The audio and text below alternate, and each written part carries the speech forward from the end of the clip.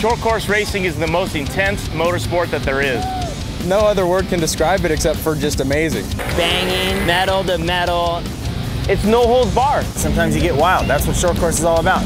I'm driving black on black. Just got my license back. I've got this feeling in my face. This train is coming off the track. I'll ask Malide if the devil needs a ride because the angel on my ride ain't hanging out with me. No, we're never gonna quit. Ain't nothing wrong with it. Just acting like we're animals. No matter where we go, 'cause everybody knows we're just a couple animals. As soon as they drop that green flag, it's 100%, all the way to the end. So come on, baby, get in. Aggressive drivers. Get in, just get in. 15, 20 feet in the air. Check out the trouble we're in. We do dirt racing, that's sick, four-wheel drive trucks, two-wheel drive trucks, non-stop. And we jump, smash, crash, and love it all day, every day. Nobody's seen this type of racing before.